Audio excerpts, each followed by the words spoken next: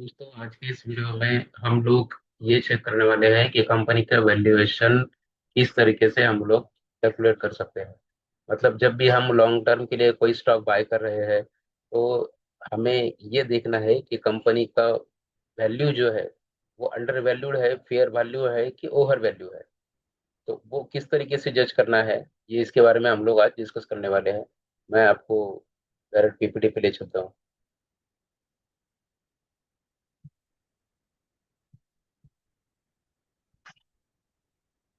देखिए, हम लोग जब भी लॉन्ग टर्म में कोई स्टॉक बाय कर रहे हैं, लॉन्ग टर्म में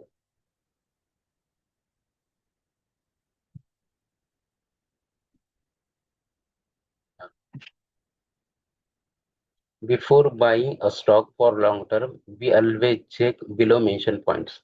पहला होता है टेक्निकल एनालिसिस। टेक्निकल एनालिसिस में स्टॉक अप ट्रेंड में है, ब्रेकआउट लेवल पे है एंड 200 ईएमए या डीएमए के ऊपर होना चाहिए। इस तरीके का मैंने एक एग्जांपल दिया है यहाँ पर। ठीक है, हम लोग क्या करेंगे, टेक्निकल एनालिसिस देखेंगे, उसके बाद कंपनी के फंडामेंटल जो है वो देखेंगे और कंपनी का वैल्यूएशन देखेंगे। तो इस वीडियो में हम लोग ये तीसरा जो पॉइंट है, company valuation, whether the stock is on reasonable price या नहीं, या ओवर वैल्यूड है या अंडर वैल्यूड है, इसके बारे में हम लोग डिस्कस करने वाले हैं। ठीक है, तो वैल्यूएशन मैटर क्यों करता है, इसके बारे में हम लोग ये देखते हैं। वैल्यूएशन एक्चुअली होता क्या है, सबसे पहले इस चीज को समझते हैं।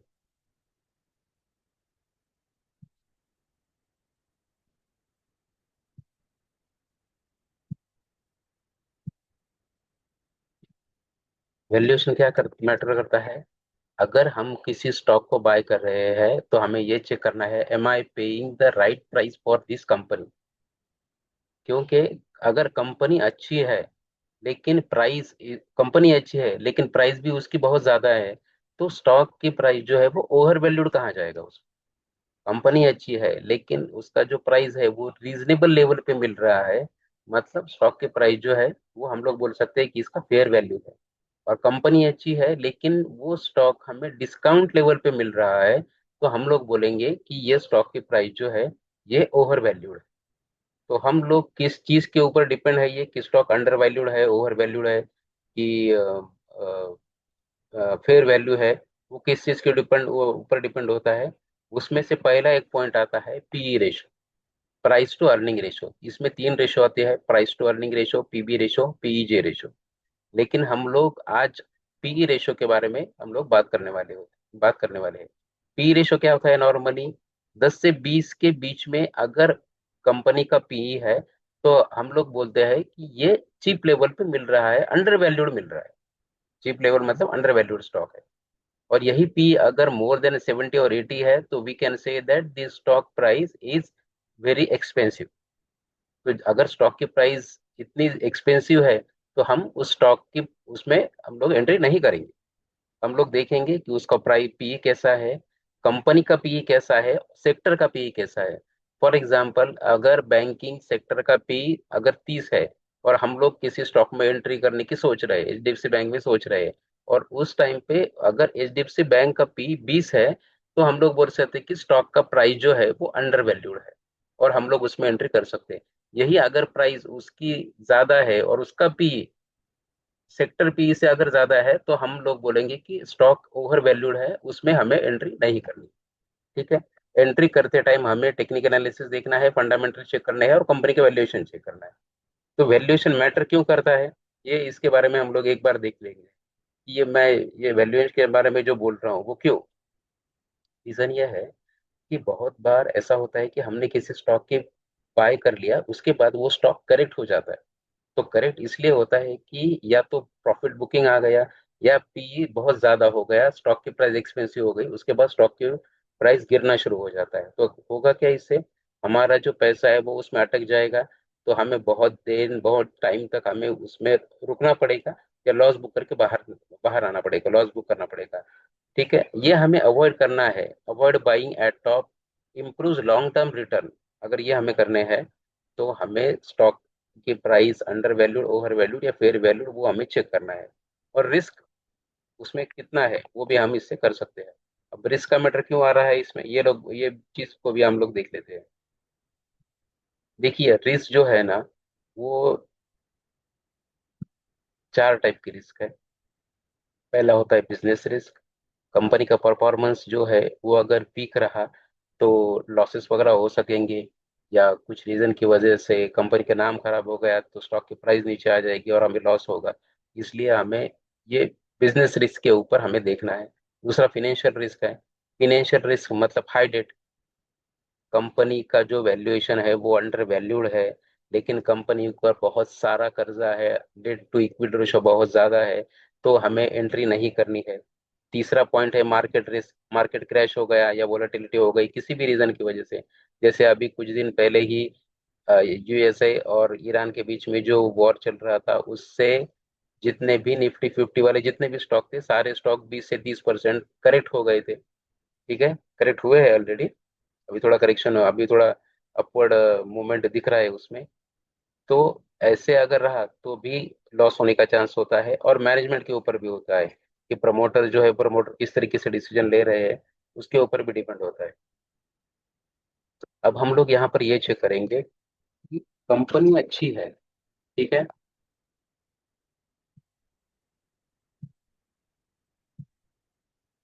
कंपनी अच्छी है और डेट जो है वो कम है, तो रिस्क कम है।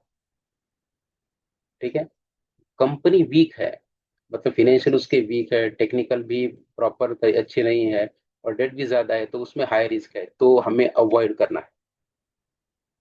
वैल्यूएशन वर्सेस रिस्क का क्या मतलब, उसमें कैसे रिलेशन है, वो इस पॉइंट में आपको बताता हूँ कि कंपनी का वैल्यूएशन कम है लेकिन रिस्क ज्यादा है, तो ये ट्रैप हो सकता है। हमें इसमें एंट्री नहीं करनी है। रिस्क आपको, रिस्क किस किस तरीके का रिस्क है वो भी हमें चेक करना है। कंपनी का वैल्यूएशन ज्यादा है और रिस्क कम है, तो भी एक टाइम ये ओके है, ठीक है चलो भाई ले सकते हैं, कोई इशू नहीं है। लाइक, और वैल्यूएशन कम है, फेयर वैल्यूएशन है, और बिजनेस भी अच्छा है, तो ये सबसे अच्छी डील है। आप समझ रहे हो मैं क्या बोल रहा हूँ?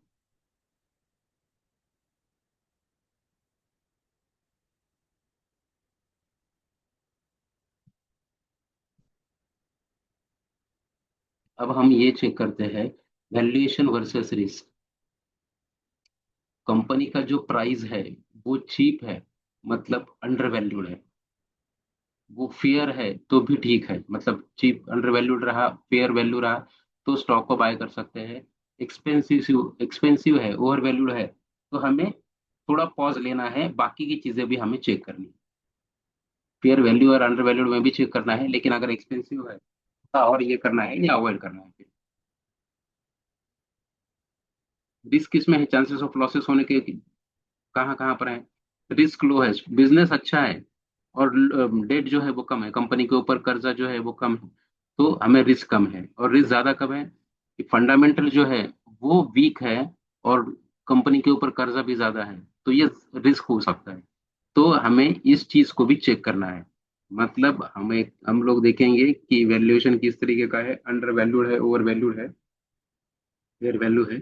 उसके बाद बाकी के रिस्क हमें चेक करनी है, तो ये इस तरीके के रिस्क। तो सबसे स्मार्ट इन्वेस्टर का रूल क्या है? कंपनी अच्छी हो, फेयर वैल्यू हो, रिस्क कम हो, तो ये सबसे बेस्ट डिसीजन रहेगी। इसमें आपको प्रॉफिट होने का चांस जो है वो बहुत ज्यादा है। चीप है मतलब वैल्यू एकदम से कम है, लेकिन रिस्क ज्यादा है, तो हमें स्टॉक नहीं लेना, या उसमें जो भी रेड फ्लैग्स वगैरह है वो सारी चीजें हमें चेक करनी है। अब मैं आपको यहाँ पर दो तीन एग्जांपल दूंगा, जिसमें आपको पता चल जाएगा कि अंडर वैल्यूड, ओवर वैल्यूड और फेयर वैल्यू किस तरीके से है। ओवर वैल्यूड क्या है? बिजनेस अच्छा है, हाई हाई वैल्यूएशन है, क्वालिटी है बट एक्सपेंसिव है, तो हम लोग अ, सोच सकते हैं। लाइक एशियन पेंट हो गया, नेस्ले हो गया, कंपनी का ब्रांड नेम है, कंसिस्टेंट ग्रोथ है। यूजुअली कुछ कुछ इंडस्ट्री का जो पीई होता है वो यूजुअली हाई होता है, बराबर। तो ये भी हमें चेक करना है कि उसका पीई किस तरीके का है, इंडस्ट्री पीई क्या है, कंपनी का पीई क्या है, और किस तरीके से उसमें चेंजेस वगैरह हो रहे हैं। रिस्क कम है, एक्सपेंसिव है लेकिन रिस्क कम है, तो एक टाइम पे हम ले सकते हैं, लेकिन कब? करेक्शन जब होगा तब। ठीक है, करेक्शन होगा। हम लोग बहुत बार बोलते हैं ना बाय ऑन डिप, तो ये उस तरीके का है कि कंपनी वैल्यूएशन ज्यादा है लेकिन कंपनी ओके है, तो एक टाइम पे हम लोग बाय कर सकते हैं। दूसरा है fair valuation and strong business, best category, like HDFC Bank or Infosys. This is not a buy or sell recommendation. This is only for educational purpose only. तो HDFC बैंक और इन्फोसिस में कैसा है कि स्टेबल ग्रोथ है, उनका reasonable valuation है, उनका रीजनेबल वैल्यूएशन है और फंडामेंटल अच्छे हैं, तो ideal for long term wealth creation. और तीसरा होता है low valuation but high risk. Company का वैल्यूएशन कम है, कंपनी का जो स्टॉक प्राइस है वो आपको बहुत ही ज्यादा डिस्काउंट पे या चीप लेवल पे मिल रहा है, जैसे यस बैंक हो गया, वोडाफोन हो, आइडिया हो गया। लेकिन इसका मतलब ये नहीं है कि आपको ब्लाइंडली स्टॉक खरीदना है। आप उसमें रिस्क क्या है वो देख लो। जैसे वोडाफोन आइडिया में इतने सारे लोन है, कंपनी ने उनको इतना सपोर्ट किया है, फिर भी वो लोन नहीं चुका पा रहे हैं। तो हमें ऐसे तरीके के स्टॉक में एंट्री नहीं करनी है, ये बात आप याद रखिए।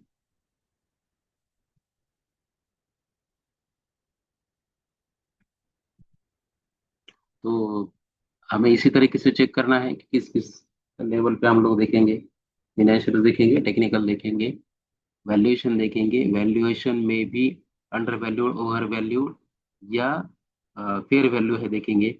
अंडर वैल्यूड है और फेयर वैल्यू है, ये अगर है तो अच्छा है। उसके बाद रिस्क इसमें क्या क्या है वो चेक करेंगे, बिजनेस ग्रोथ किस तरीके के है, प्रोडक्ट क्या है, बिजनेस समझ में आ रहा है कि नहीं वो चेक करेंगे।